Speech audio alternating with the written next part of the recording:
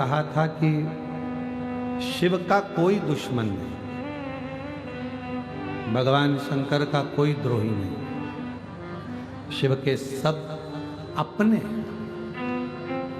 वो हमारे शैलेंद्र भैया एक लाइन अच्छी गुनगुनाते हैं, भूत प्रेत नित करे चाकरी सबका गुजारा, अजब करे चाकरी सबका गुजारा, अजब है भोलानाथ दरबार तुम्हारा, दरबार तुम्हारा। और भूत प्रेत नित करे चाकरी सबका यहाँ गुजारा। शंकर भगवान के पास में सब है, पर शिव के सामने कोई प्रकट नहीं होता। शिव की साक्षी में कोई प्रकट नहीं हो सकता। शंकर भगवान चाहे भूत हो, प्रेत हो, पशु हो, पक्षी हो, जानवर हो, जीव हो, जलचर हो, थलचर हो, वायुचर हो, सबको अपना बनाता। कोई दुश्मन नहीं है शिव, शंकर का कोई दुश्मन नहीं। इसलिए लोगों के शरीर आदिकादिक में कहीं देवी देवता आवे अपनी बात है दूसरी है, पर शंकर की कथा में कोई देवी देवता नहीं आता शिव की कथा में, क्योंकि शिव शिव है, अड़भंगा है, ओघड़ रानी है शिव। भगवान शिव भूतों के भी देव हैं, और जब स्वयं देवता बैठे हों तो फिर कोई आने का काम ही नहीं है। जब स्वयं शिव विराजमान हो तो वहां क्या आएंगे। शंकर शंकर भूत प्रेत नित करे चाकरी सबका गुजारा, भूत प्रेत नित करे चाकरी सबका गुजारा, अजब है भोलानाथ ये दरबार तुम्हारा, दरबार तुम्हारा। और गजब है भोलानाथ दरबार तुम्हारा, दरबार तुम्हारा। यहाँ स्वयं शिव विराजमान है, भगवान शंकर बैठे, कौन जाने उसको। मेरे शंकर भगवान का कोई दुश्मन नहीं है, मेरे शिव का सब प्रेम, सब।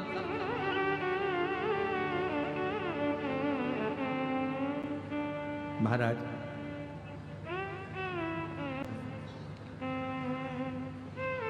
शिव तुम्हारा दुश्मन नहीं है, शिव करुणा सागर है, शिव दया सागर है। शंकर भगवान को दया का बिंदु कहते हैं, कृपा का सागर कहते हैं। क्यों कहा गया कृपा का सागर? जब भागीरथ महाराज ने तपस्या करी अपने 60,000 काकाओं के उद्धार के लिए, और गंगा मैया जब भगवान के चलकर पृथ्वी पर आना चाहती थी 60,000 काकाओं के उद्धार के लिए, तब गंगा जी को, उनके वेग को, उनकी तीव्रता को संभालने वाला कोई नहीं था। गंगा मैया ने कह दिया कि भागीरथ जी मैं आ तो जाऊंगी और पहुंच भी जाऊंगी, मना नहीं है, पर मुझे संभालेगा कौन?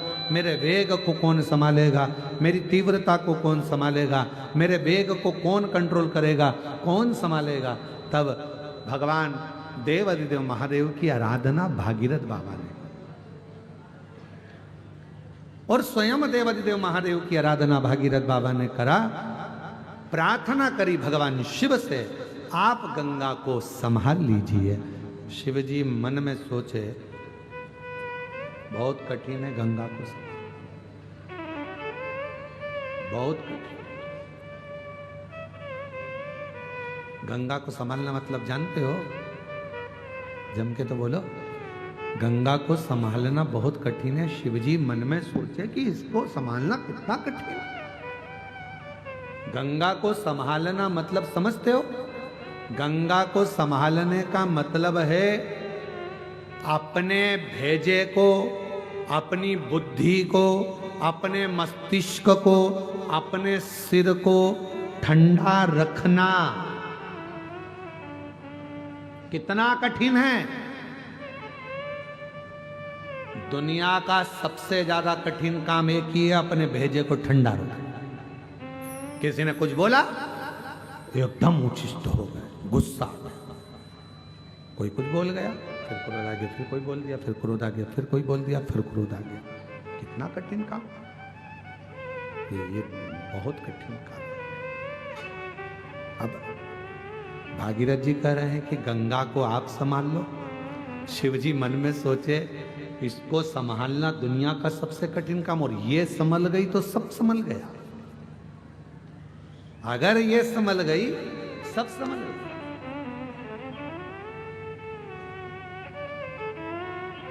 जिसकी दृष्टि में कोई कुछ बोले, आग लगे बस्ती में अपन रहो मस्ती में। कोई ने कुछ बोल दिया और अगर आप के चेहरे पर प्रसन्नता है ना, समझ लेना कि दुनिया के सबसे बड़े साधु और तपस्वी तुम ही हो, जो किसी बात का तुम्हें फर्क ही नहीं पड़ता। जो हो रहा है होन दो। बोल दिया ना, जान के गया ना, जान गाली दे दी ना, जान।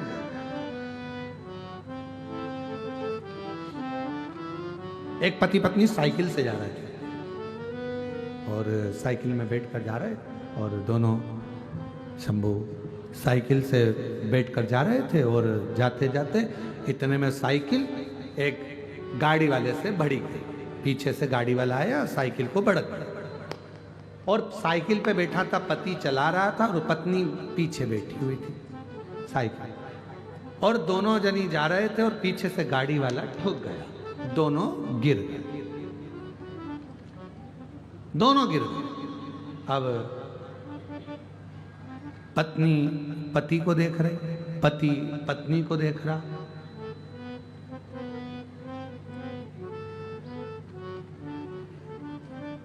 पत्नी को गुस्सा आ गया बहुत तेज। खड़े देख रहे हो, एक शब्द भी उस गाड़ी वाले को नहीं बोल रहे हो। उसने अपने को गिरा दिया, ठोक दिया, कम से कम चिल्लाना तो चाहिए ना। पति बोला नमः शिवाय, नमः शिवाय, नमः शिवाय। बस पूरी जिंदगी यही करते रहे, नमः शिवाय, नमः शिवाय।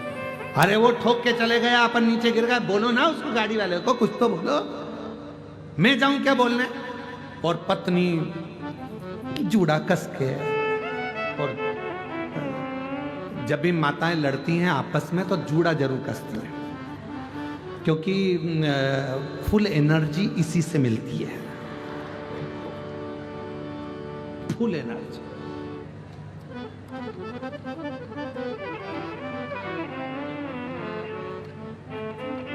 एक लड़के ने अपनी दाढ़ी खूब लंबी बढ़ा रखी, मूछे बढ़ा कर रखी, बाल बढ़ा के रखे, और एक पंडित जी बहुत सारे शास्त्र पढ़ रहे थे, बहुत विद्वत्ता की बातें कर रहे थे।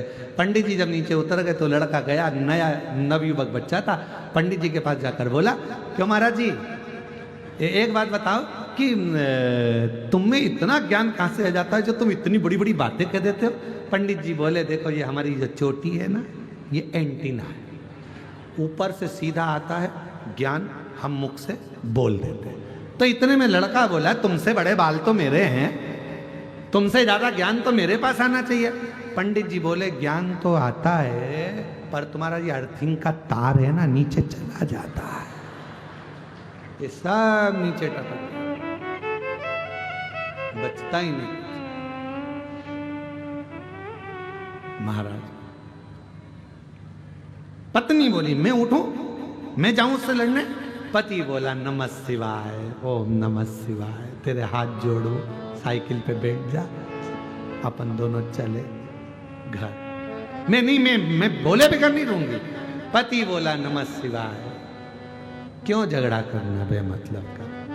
नहीं ध्यान दिया होगा, ठुका गई साइकिल, काय का बोलना, ये अपने को ठोक के जा रहा है, इसका भी बाप संसार में जन्मा होगा, वो भी इसको ठोक जाएगा, क्यों चिंता करती है? उसके यहाँ देर है, अंधेर नहीं है। अपन बोलेंगे तो अपन ने जवाब दिया, अपने जवाब देने की जरूरत नहीं पड़े, जवाब महाकाल राजा दे, इंतजार कर। चल आगे चल। दोनों साइकिल से जा रहे तो गाड़ी वाला अपनी गाड़ी निकाल कर तेज भुड़ भुड़ भुड़ भुड़ भुड़ चला। अब ये दोनों धीरे धीरे, अब साइकिल तो साइकिल के लेवल से चलेगी, धीरे धीरे चल रहे थे।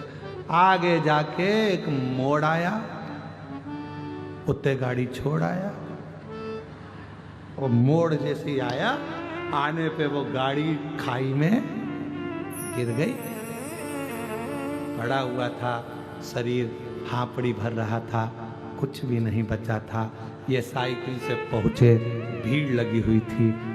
क्या हुआ? कोई गाड़ी नीचे गिर गई है। जो देखा गाड़ी वही थी। पति ने पत्नी से कहा, देख तू जवाब देती तो उसको बुरा लगता, उसने जवाब दे दिया, पूरा हिसाब वो पूर्ण करता है, अपने को नहीं। अपने को जवाब दे, जवाब दे वो।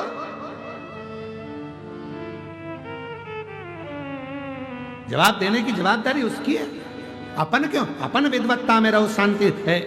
एक महाराज जी सफर कर रहे थे ट्रेन के अंदर, और रेल में सफर कर रहे थे, बहुत बुजुर्ग थे, गीता जी लेके बैठ गए, पढ़ने लगे। उनकी आंख से कम दिखता था, धीरे धीरे धीरे धीरे पढ़ रहे थे, गीता जी का पाठ कर रहे थे। ट्रेन में बैठे हुए थे, 5 लड़के चढ़ गए ट्रेन के अंदर, 6 लड़के 5 लड़के ट्रेन के अंदर, और 5 लड़के ट्रेन के अंदर चढ़े। उन्होंने देखा चेन लटक रही है, खींच दें। लड़कों ने आपस में बात करी। एक बोला, नहीं रे, जुर्माना लग जाएगा, पुलिस वाले पकड़ के ले जाएंगे। उसने कहा, उस पर लिखा है 500 रुपए का जुर्माना।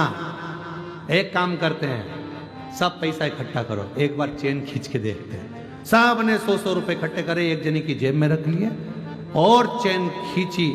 इतने में दूसरा बोला, भले चेन खींच दियो, अपना कोई पैसा नहीं लगेगा, एक काम करते हैं, चेन खींच दो, नाम बुढ़े का लगा देंगे।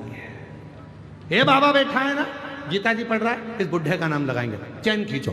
जो चेन खींची, पुलिस वाले आ गए, टीसी आ गया। चेन किसने खींची? किसने खींची? लड़के बोले, ये बुढ़े बाबा ने खींची। बाबा, इस बुढ़ापे में तुम्हें चेन खींचने की क्या जरूरत पड़ गई? क्यों चेन खींची? बाबा बोले, भैया इन लोगों ने मेरे 500 रुपए छुड़ा लिए। 500 रुपए? हाँ, तुम्हें मालूम है किसकी जेब में रखे? ये पीली शर्ट वाले की जेब में ऊपर रखे। पुलिस वालों ने कहा, जरा निकालो। टीसी ने कहा, निकालो। और उसकी जेब में से 500 100 के 5 नोट निकाले, बाबा जी की गीता जी पे धरे। बाबा, आपके 500 रुपए, प्रणाम किया। पुलिस वालों ने जो डंडे खुदाए 5 में, और ले गए भर के गाड़ी के अंदर। गाड़ी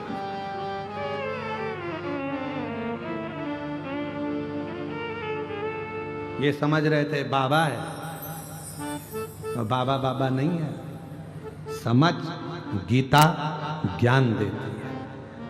विद्वत्ता होना चाहिए, ज्ञान होना चाहिए। जिस गीता का हम अध्ययन कर रहे हैं, जिस पुराणों को हम सुन रहे हैं, उसका ज्ञान हमारे अंदर हो। कोई विद्रोही नहीं, कोई विद्रोही नहीं, कोई द्रोही नहीं। तारकासुर ने कह दिया था अपने बेटों को, बच्चों को, कि यहां कोई हमारा दुश्मन नहीं है, सब शिव के हैं। भूत प्रेत नित करे चाकरी, और सबका यहाँ भूत प्रेत नित करे चाकरी, सबका यहाँ गुजारा। अजब है भोलानाथ ये दरबार तुम्हारा, दरबार तुम्हारा। और गजब है भोलानाथ ये दरबार तुम्हारा, दरबार तुम्हारा। और जय भोला भंडारी रखियो लाज हमारी। जय बोला भंडारी, रखियो लाज हमारी। ओ गोरा के त्रिपुरारी, रखियो लाज हमारी। गौरा के त्रिपुरारी, रखियो लाज हमारी। मन की इच्छा पूर्ण हो तो हो कल्याण हमारा।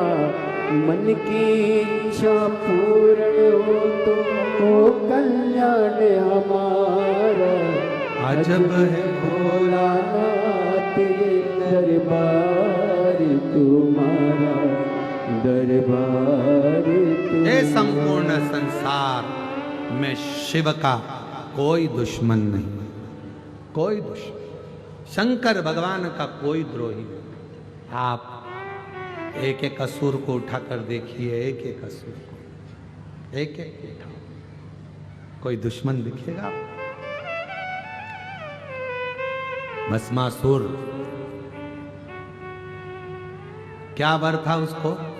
जिस पे हाथ रखे, बोलो बोलो जम के, वही भस्म। कौन? कितना बड़ा शिव का उपासक था भस्मासुर, शिव का परम भक्त था भस्मासुर, परम भक्त। पत्नी के साथ रहता था, धर्म।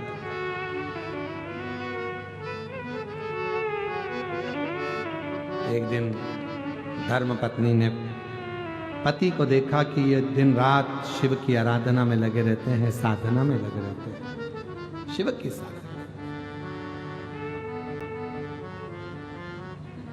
कहा पूरी सृष्टि पर मुझे राज्य करना है, पूरी सृष्टि, किससे वर मांगू? धर्म पत्नी ने कह दिया, शिव से बड़ा कोई दानी नहीं हो सकता संसार। अपना घर सोने की लंका तक उन्होंने लंकापति रावण को दे दी थी, कर्ण फूल निकाल कर दे दिए थे मांबा ने। उनसे बड़ा दुनिया में कौन दानी है? मांगना है तो शिव जी से मांगो। बाबा की आराधना में, साधना में डूब गया बहुत।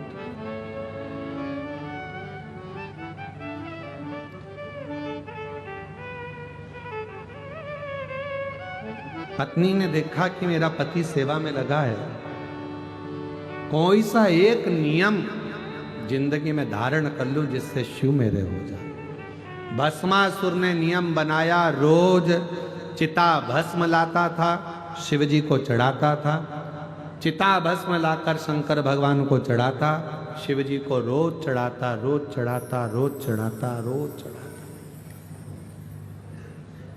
एक बार भस्मासुर पूरी दुनिया में घूम आया अपने क्षेत्र में, पर कोई भस्म नहीं मिली, कोई मुर्दा ही नहीं मिला, मारा ही नहीं। अब भस्म कहां से लाए? चिता भस्म नहीं मिली, भोजन छोड़ दिया, दूसरा दिन हो गया, चिता भस्म नहीं मिली, शिव जी को कैसे चढ़ाए? आज भस्मासुर ने सोच लिया मेरे भोले बाबा को भस्म नहीं चढ़ रही है। पत्नी से कहा एक काम कर, लकड़ी जमाते हैं।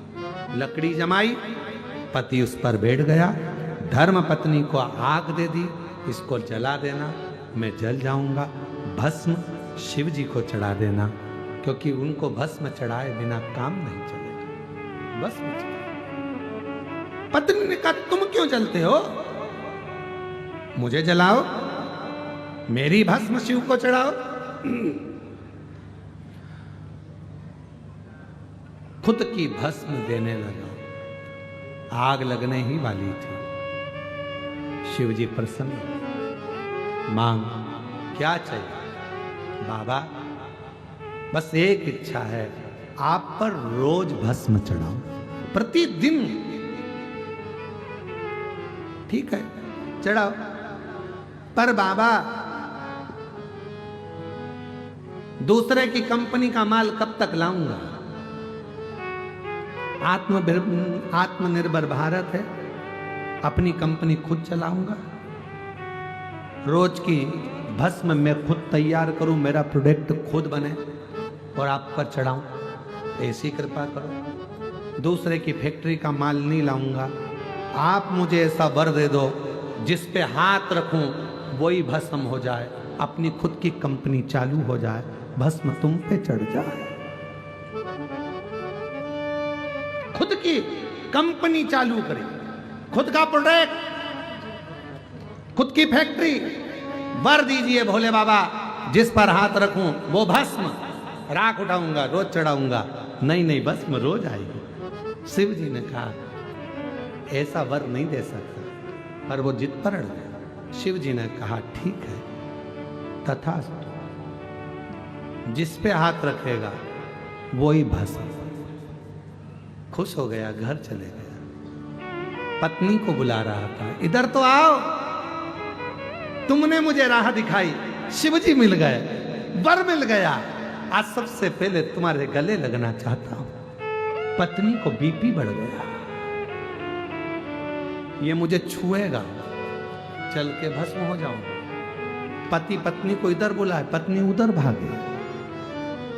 पत्नी ने मन में सोचा बड़ी आफत हो गई है, तो खुद की फैक्ट्री चालू करी, पर अपना माल अपने परिवार वालों को दिए जा रहा है, करा क्या जाए। पत्नी ने कहा देखो, मैं शिव जी के वचन पर विश्वास नहीं कर सकती, उनने तुम्हें वर दिया है पर बहुत छलियां हैं शिव, हो सकता है उनका वचन पूरा ना हो तो क्या करूं तू बता। तेरे कहने पे शिव मिले, तेरे कहने पे वचन मिला, तेरे कहने पे आशीर्वाद मिला, तू जैसा कहेगी। तो कहा एक काम करो, प्रैक्टिकल करना है तो शिव पर ही हाथ रख कर देखो। पति बोला कितनी समझदार है तू, बिल्कुल सही बोली है, अब भी जाता हूं। और जैसे ही पहुंचा, शिव जी ने पूछा क्यों आए हो?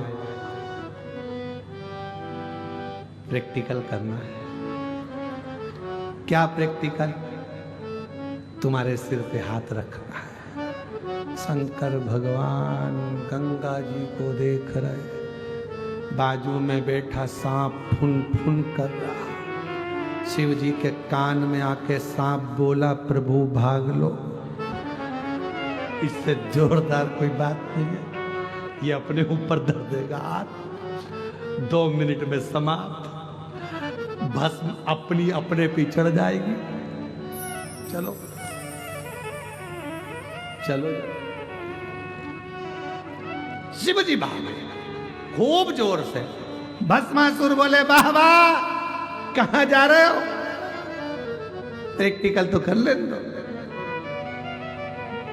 बाबा परेशान हो गए। जिस इंद्र लोग गए तो इंद्र भाग गए, ब्रह्म लोग गए तो ब्रह्मा भाग गए, विष्णु लोक में शंकर जी पहुंच गए।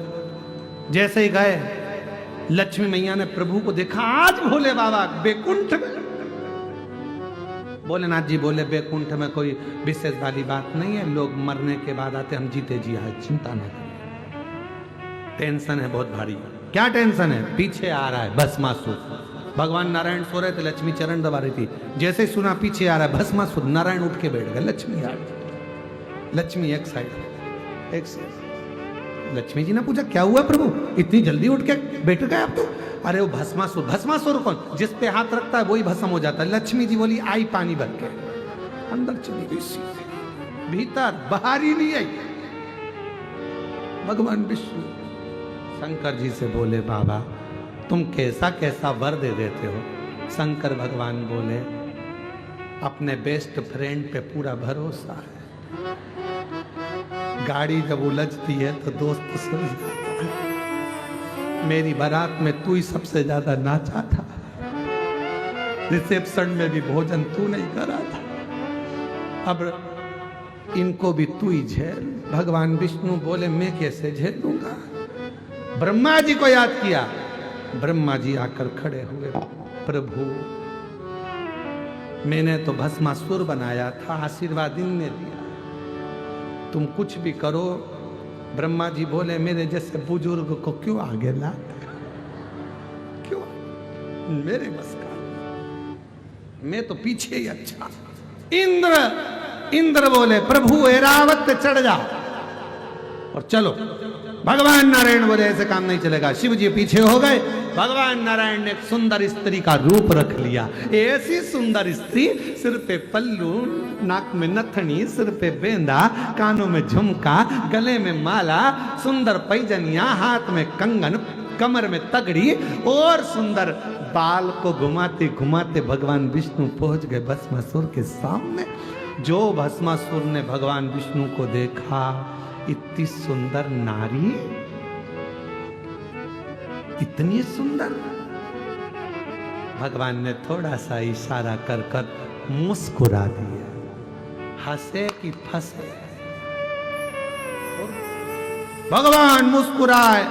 भस्मासुर मुस्कुराते ही भगवान को देखकर बोला, क्या तुम मेरी अर्धांगिनी बनोगी? भगवान बोले, जिसको घर छोड़ के आया है उसका क्या होगा?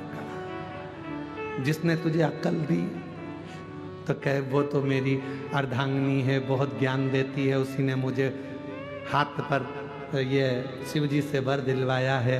शिव जी मिल नहीं रहे, कम से कम तुम ही मिल गई।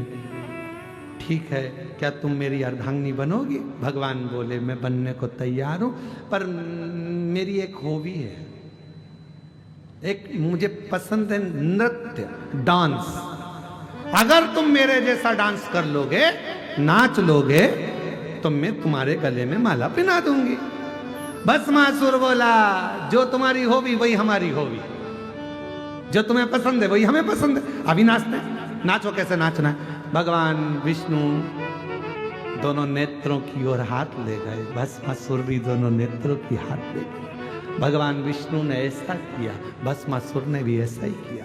भगवान विष्णु ने ऐसा किया, भस्मासुर ने भी ऐसा ही किया। थोड़ी देर बाद भगवान विष्णु ने एक हाथ कमर पे रखा, भस्मासुर ने भी रखा। भगवान विष्णु ने दूसरा हाथ अपने सिर पे रखा, भस्मासुर ने भी दूसरा हाथ सिर पे रखा, और तभी भस्म हो गया।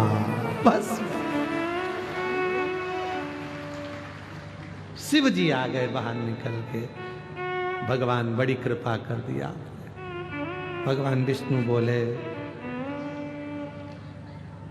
तुम्हारा कुछ ना बिगड़ेगा, हमारी जान जाए।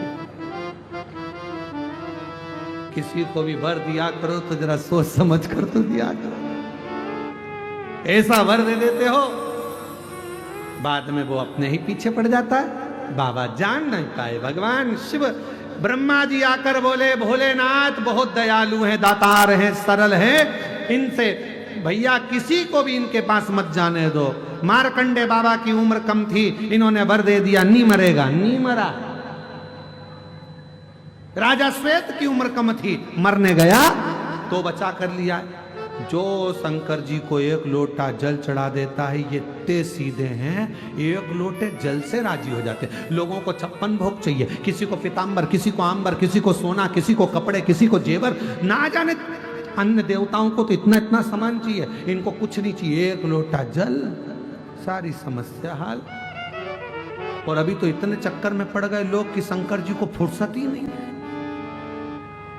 एक बहन चढ़ा के जाती, दूसरी लाइन में लगी रहती, दूसरी चढ़ा के जाती, तीसरी लाइन में लगी रहती। दिन भर सुबह से लेकर शाम तक नहा नहा के शंकर जी कह रहे हैं, बड़ी कृपा हुई है, बड़ी करुणा,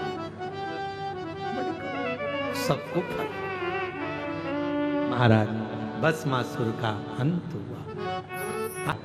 12 ज्योतिर्लिंग का सुंदर प्रसंग तुमरुका जी ने चंचुला देवी को श्रवण कराया।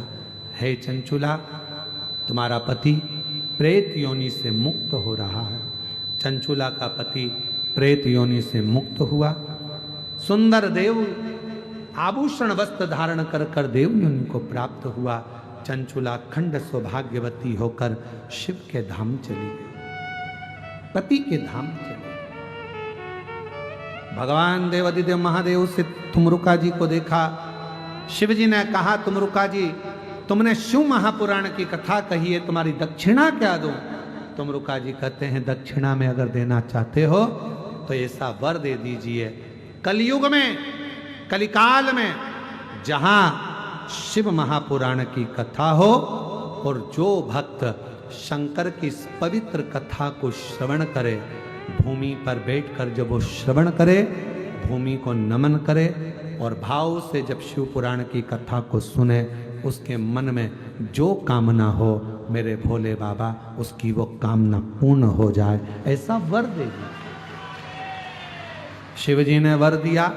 तुमरुका जी कलिकाल में संसार में जो शिव महापुराण की कथा को प्रेम से, भाव से, हृदय से श्रवण करेगा, पूर्ण श्रद्धा और विश्वास के साथ सुनेगा, उसकी मनोकामना में शिव पूर्ण करूंगा, ये वर दे दिया। भगवान ने अपने मस्तक की बेलपत्र उठाकर शिवपोथी को समर्पित करी। बाबा देव अधिदेव महादेव का सुंदर आनंद हुआ। ये पवित्र कथा चल रही थी।